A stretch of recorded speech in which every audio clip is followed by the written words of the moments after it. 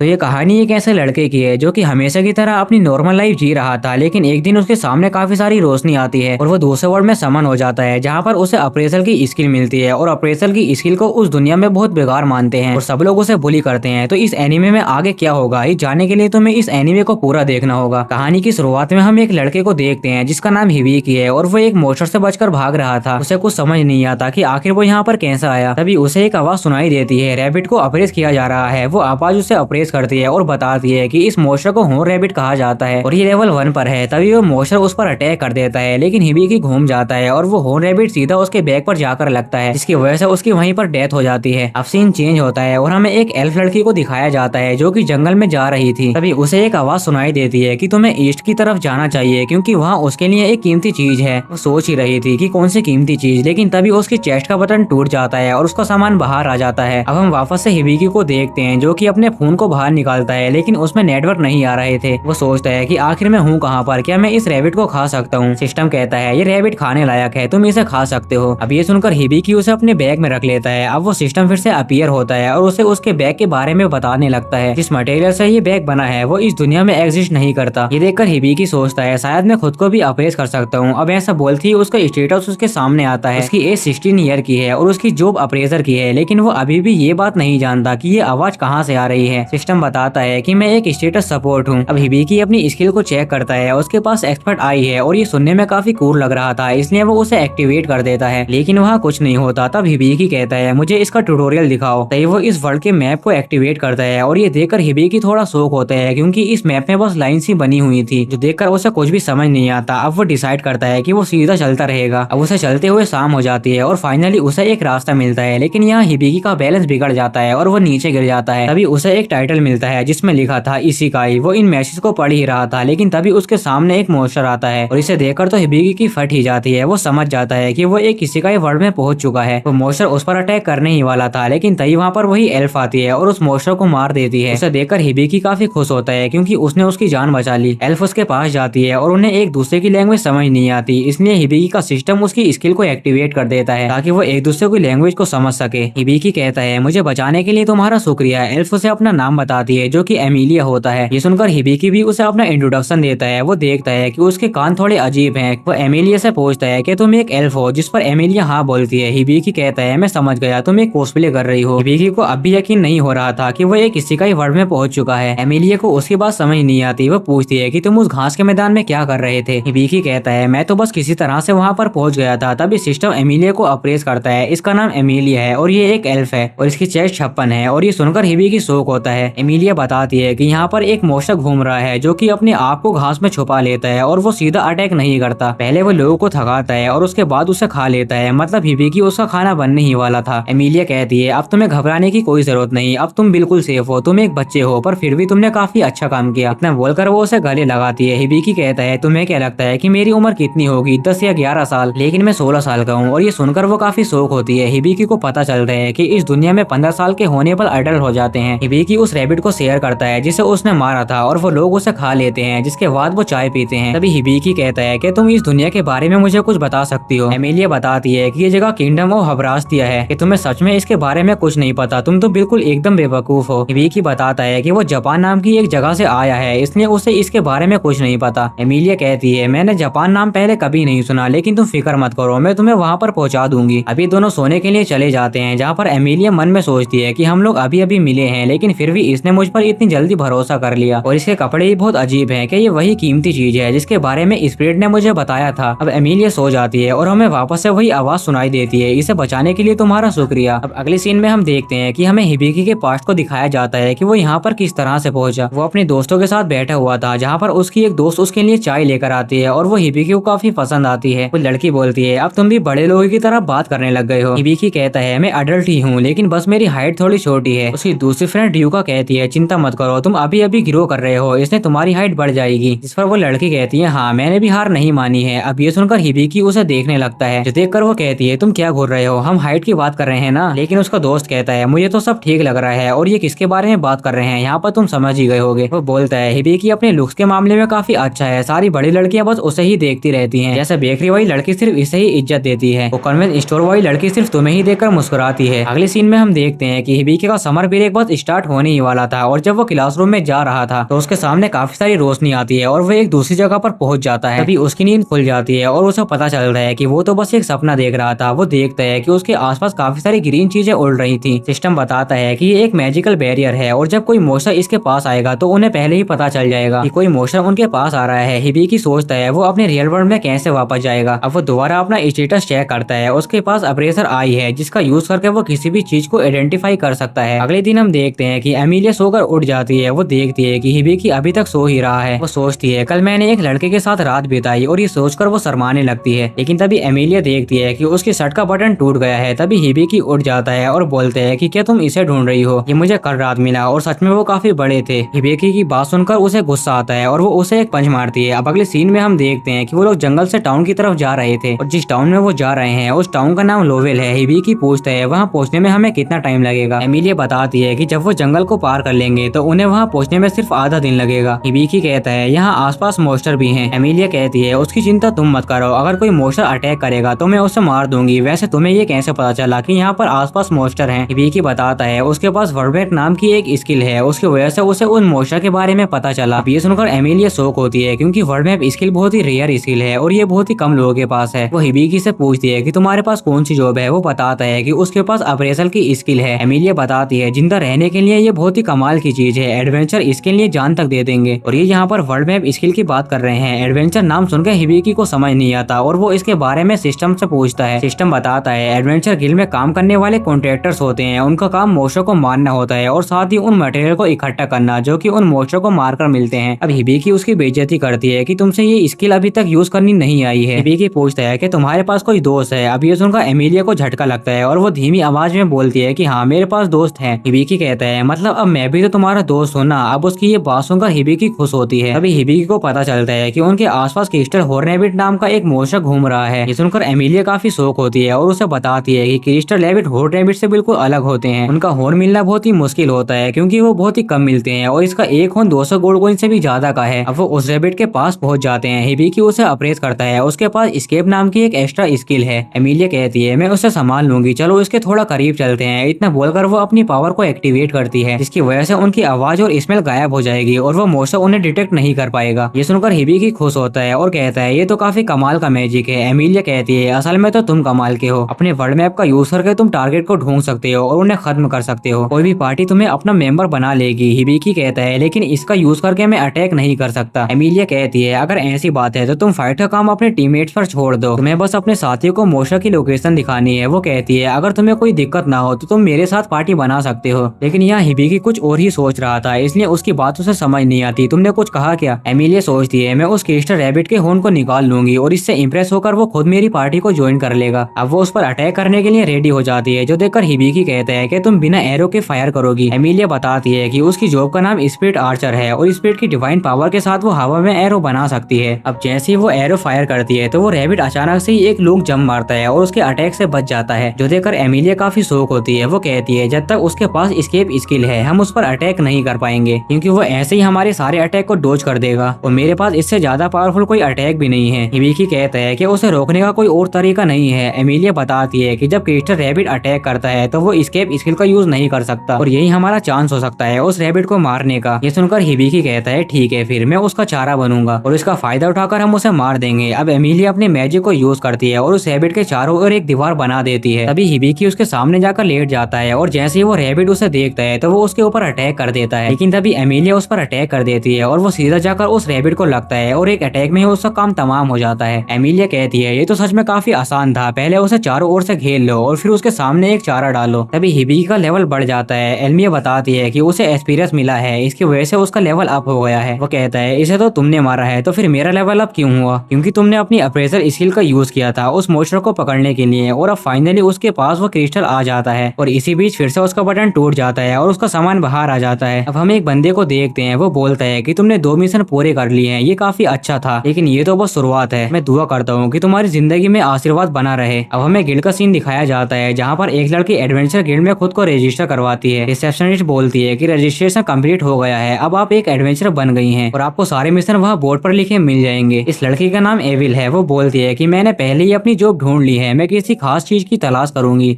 अब अगले सीन में हम देख अजीब लग रहे थे। वो कहती है तुम्हारी हाइट के हिसाब से तो ये बड़े हैं, लेकिन इससे तुम्हारा काम बन जाएगा, और जब हम इस फोन को बेच देंगे तो तुम्हारे लिए कुछ कपड़े खरीदेंगे और बाद में कुछ वेपन्स और आर्मर भी। वो कहती है इसकी कीमत लगभग 200 गोल्ड कॉइन है। ये सुनकर हिबिकी सिस्टम से पूछते हैं कि 200 गोल्ड कॉइन कितना होता है। सिस्टम बताता है उसकी लैंग्वेज में एक गोल्ड कॉइन की कीमत लगभग 10,000 येन है। और ये सुनकर तो वो हैरान होता है। अब मुझे समझ आया कि वो इस फोन के पीछे इतना पागल क्यों हो रही थी। एमिलिया कहती है तुम्हें इतना सीधा नहीं बनना चाहिए, क्योंकि यहाँ पर कुछ ऐसे लोग हैं जो तुम्हारा फायदा उठाकर तुम्हें लूट लेंगे।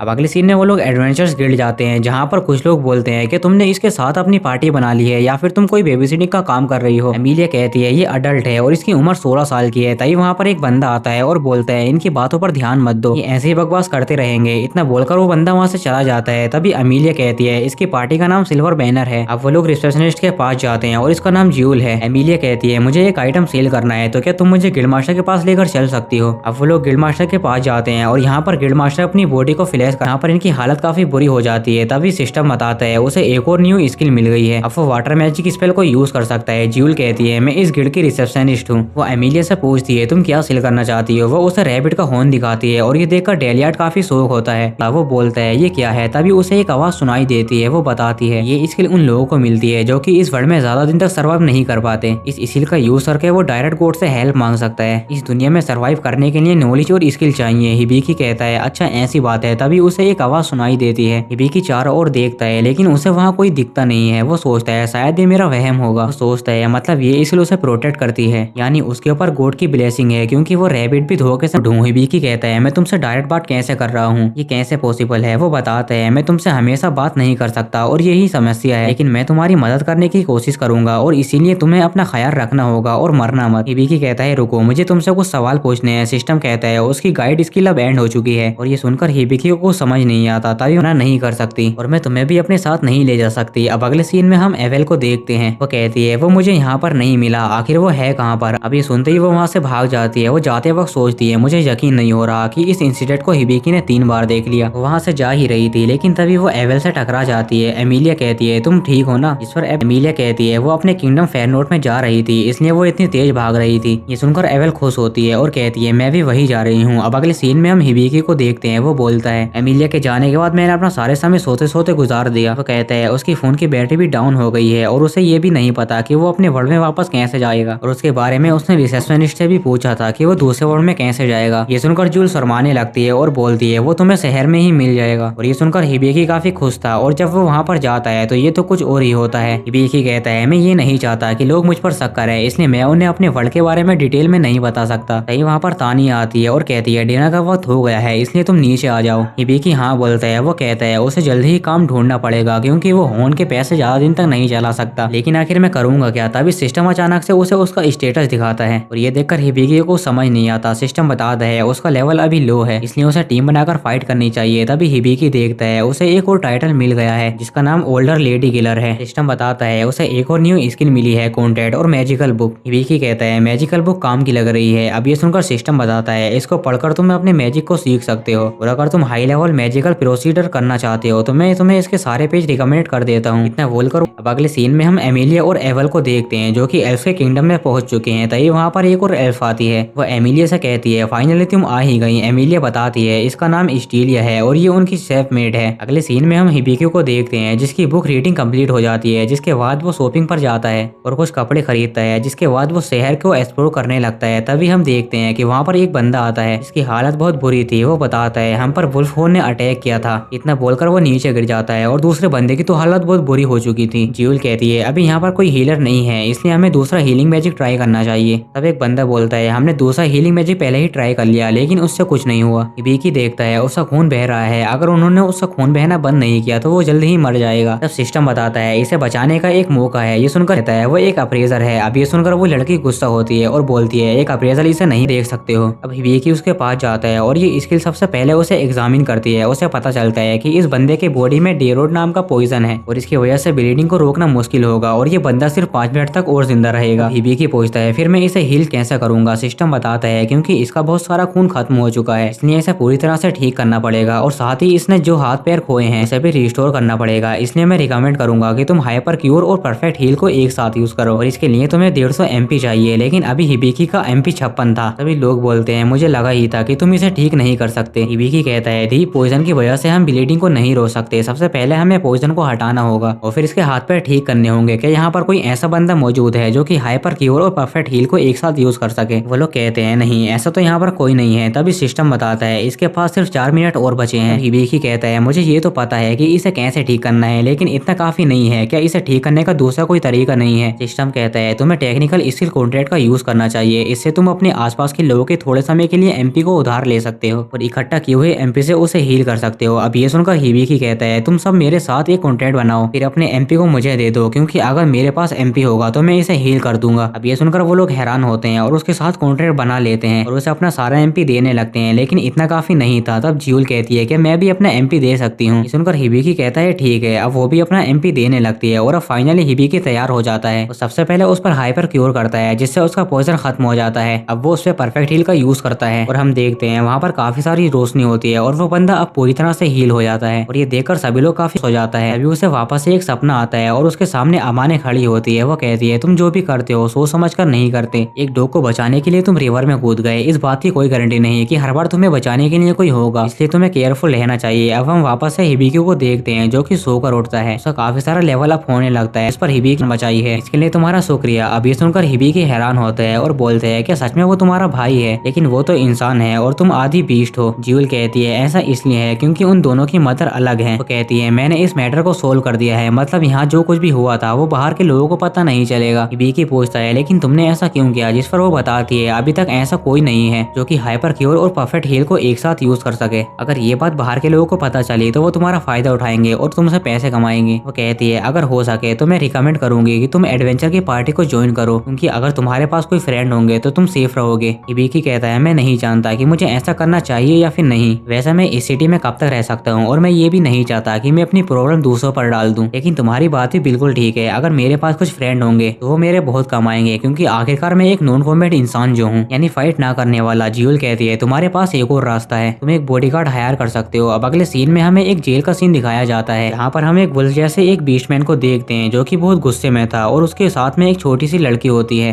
तो बीस्टमैन बोलता है तुम चिंता मत करो, हमारे पास जो कोई भी आएगा मैं उसे मार दूंगा। अगले सीन में हम हिबिकी को देखते हैं जो कि एक कंपनी में जाता है ताकि वो कुछ बॉडीगार्ड को हायर कर सके। हम एक बंदे को देखते हैं जिसका नाम आरा जातन है और वो हिबिकी को कुछ बॉडीगार्ड दिखाता है, लेकिन वो उसे पसंद नहीं आते। वो कहता है मुझे इनकी स्टैंड से कोई प्रॉब्लम नहीं है, लेकिन इनका एमपी बहुत ही कम है। वो बंदा बोलता है अगर तुम्हें ये पसंद नहीं आए तो मैं तुम्हें और बॉडीगार्ड दिखा सकता हूँ। अभी उसे आवाज आती है कि अगर तुम्हें बॉडीगार्ड नहीं मिल रहे तो तुम उसे खुद ही ढूंढ लो। वो बंदा पूछता है तुम मुझे एग्जैक्टली बताओ कि आखिर तुम्हें क्या चाहिए, मैं सूंघ सकता हूँ कि तुम्हारे पास बहुत ही पैसा है। ये सुनकर हिबिकी हैरान होता है और सिस्टम से पूछता है कि इसे बात कैसे पता चली, जरूर इसके पास कोई ना कोई स्किल होगी। सिस्टम उसे अप्रेस करता है और उसका स्टेटस उसके सामने आता है, लेकिन उसके पास ऐसी कोई भी स्किल नहीं थी। वो कहता है मेरे पास कुछ और गार्ड्स हैं, लेकिन मैं उन्हें तुम्हें रिकमेंड नहीं करूंगा क्योंकि उनमें कुछ ना कुछ कमियां हैं। हिबिकी कहता है तुम कौन सी कमियों की बात कर रहे हो? वो बंदा बताता है ना तो वो ठीक से लड़ सकते हैं और ना ही ठीक से काम कर सकते हैं, ये लोग अपने होमलैंड भी वापस नहीं जा सकते। ये सुनकर हिबिकी कहता है ये लोग अपने घर वापस नहीं जा सकते, ये तो बिल्कुल मेरी तरह है। वो पूछता है मुझे इनके बारे में और बताओ। ये सुनकर वो खुश होता है, मुझे तुम्हारे अंदर से पैसों की और भी ज्यादा खुशबू आने लगी है। वो कहता है मेरे पीछे आओ। अब हिबिकी भी उसके पीछे जाने लगता है। वो हिबिकी को एक जेल के पास लेकर आता है जहाँ पर वही वुल्फ और लड़की थी। हिबिकी पूछता है इन्हें यहाँ इस तरह से बांधकर क्यों रखा गया है? वो बंदा बताता है उस लड़की को बचाने के चक्कर में वुल्फ ने रूल तोड़ दिए और इसलिए वो दोनों बंद है। उस छोटी लड़की के पास कुछ मैजिक पावर्स हैं और उन्हें वो कंट्रोल नहीं कर पाती। वुल्फ बोलता है यहाँ से चले जाओ बच्चे, और ये सुनकर हिबिकी डर जाता है। तभी सिस्टम उसे अप्रेस करता है, लेकिन उसकी स्किल हिडन थी इसलिए हिबिकी उसे नहीं देख पाता। तब सिस्टम बताता है अपनी एक्सपर्ट आई से तुम उसकी स्किल को देख सकते हो। हिबिकी कहता है ये तो मैं भूल ही गया था। अब वो एक्सपर्ट आई को यूज करता है और उसे उसका स्टेटस दिख जाता है, उसमें काफी सारे टेस्ट लिखे हुए थे। उसे पता चलता है कि बीस्टमैन पहले एक हीरो था। वो देखता है कि अभी उसके ऊपर इमूवल चैन नाम का एक कर्स है। सिस्टम हिबिकी को उससे कर्स के बारे में डिटेल में बताने लगता है, लेकिन हिबिकी कहता है मैं इसे बाद में देखूंगा। वो उस लड़की को अप्रेस करता है और उसे पता चलता है कि ये एक सेज है और उसके पास रैगिंग सेंचुरी नाम की एक स्किल है जिसे कंट्रोल करना मुश्किल है। और ये देखकर हिबिकी सोचता है गॉड ने इसे इतनी सारी शक्तियां क्यों दी। हिबिकी सोचता है इन दोनों के पास एमपी तो है और ये मेरे बॉडीगार्ड के लिए बिल्कुल ठीक रहेंगे, लेकिन वो लड़की एक सेज है और दूसरा वाला वेरियर, और इन दोनों में कुछ न कुछ कमियां हैं, तो क्या ये मेरे बॉडीगार्ड के लिए ठीक रहेंगे? तभी सिस्टम बताता है तुम्हें टेक्निकल इसके रियल लाइफ मेजर का यूज करना चाहिए, उसकी मदद से तुम कर्ज को हटा सकते हो। सुनकर हिबिकी उस बंदे से बोलता है मैं इन दोनों को खरीद रहा हूँ, और ये सुनकर तो वो पागल ही हो जाता है। अब अगले सीन में हम हिबिकी को देखते हैं जो कि उन दोनों को एक खाली मैदान में लेकर आता है। बीस्टमैन बोलता है अगर तुमने हमारे साथ कुछ गलत किया और अगर तुमने इस लड़की को चोट पहुंचाई तो मैं तुम्हें मार दूंगा। हम देखते हैं उस बीस्टमैन के हाथ और पैर दोनों ही नहीं नहीं होते, लेकिन फिर भी इसकी चोट देखो। हिबिकी कहता है मैं इसे नुकसान नहीं पहुंचाऊंगा, लेकिन मैं तुम्हारे साथ एक चीज करूंगा। और ये सुनकर वो डर जाता है। तुम्हारे कहने का मतलब क्या है? हिबिकी कहता है तुम्हें डरने की कोई जरूरत नहीं, मैं तो बस तुम्हें हील करूंगा। इस बच्चे का नाम लिलियन है। हिबिकी उससे कहता है इसे हील करने में तुम्हें मेरी मदद करनी पड़ेगी, तो क्या तुम मेरी मदद करोगे? जिस पर लिलियन भी हाँ बोलती है, लेकिन बीचमैन कहता है रुको, ऐसा कुछ मत करना, ये एक ट्रैप है। लिलियन कहती है तुमने हमेशा मेरी मदद की और हमेशा मेरा साथ दिया, और आज मेरी बारी है, मैं तुम्हारी मदद जरूर करूंगी। वो हिबिकी से कहती है मुझे क्या करना होगा? हिबिकी बताता है उसे हील करने के लिए मुझे बहुत सारे एमपी की जरूरत होगी, इसलिए मैं तुम्हारे साथ एक कॉन्ट्रैक्ट बनाऊंगा ताकि मैं तुम्हारे एमपी को लेकर उसे हील कर सकूं। वो उसे एक्सेप्ट कर लेती है, जिसके बाद हिबिकी को एमपी मिल जाता है और वो सबसे पहले परफेक्ट हील का यूज करता है। इसकी वजह से उसके हाथ पैर हील हो जाते हैं और ये देखकर वो बहुत खुश होती है और उससे गले लग जाती है। अभी हिबिकी कहता है मुझे पता है कि तुम्हारे ऊपर एक कर्ज है। ये सुनकर वो हैरान होता है कि तुम्हें इसके बारे में कैसे पता? मैंने तो इसके बारे में किसी को नहीं बताया। अब हिबिकी बताता है कि उसके पास एक ऐसी स्किल है जिसका यूज करके वो किसी की भी पावर को देख सकता है और कर्ज को भी। अब ये सुनकर बीस्टमैन हैरान होता है क्योंकि एक्सपर्ट आई सिर्फ कुछ ही लोगों को मिलती है। अब हिबिकी उससे कर्ज को हटाने की कोशिश करता है, लेकिन तभी उसके आसपास काफी सारा निगेटिव और आ जाता है और उसके हाथ पैर जंजीरों में बन जाते हैं और उसके ऊपर एक सीजर आती है जो कि सीधा जाकर उस वुल्फ को लगती है, जिससे उसकी जंजीरें खत्म हो जाती हैं और उसका थोड़ा बहुत कर्ज हट जाता है। और ये सब हिबिकी ने ही किया था, जिसे देखकर तो वो खुद हैरान था। मैंने ये नहीं सोचा था कि ये इस तरह से काम करेगा। वुल्फ कहता है मुझे पहले जितना स्ट्रॉन्ग महसूस हो रहा है, तुम्हारा शुक्रिया। वो उससे माफी मांगता है क्योंकि उसने काफी रूडनेस तरीके से बात की थी। वो कहता है मैं अपनी आत्मा और ताकत तुम्हें देना चाहता हूँ, इसलिए मैं सेरेमनी ऑफ एलिजेंस करना चाहता हूँ। लेकिन हिबिकी को समझ नहीं आता कि आखिर ये होता क्या है। बीस्टमैन बताता है कि ये एक तरीके का कॉन्ट्रैक्ट होता है जिसमें लोग अपनी सोल को दूसरे के लिए समर्पित कर देते हैं। मतलब वो एक तरीके से कसम खाते हैं कि वो अपने मालिक को प्रोटेक्ट करेंगे और हमेशा उनका साथ देंगे। ये सुनकर हिबिकी कहता है कि तुम सच में ये करना चाहते हो? जिस पर वुल्फ हाँ बोलता है। अब हिबिकी कॉन्ट्रैक्ट मैजिक को शुरू करता है। वुल्फ कहता है मेरा नाम क्लाउड अब्रास है और मैं हिबिकी को अपना मास्टर बनाता हूँ, मैं जिंदगी भर उससे प्रोटेक्ट करूंगा।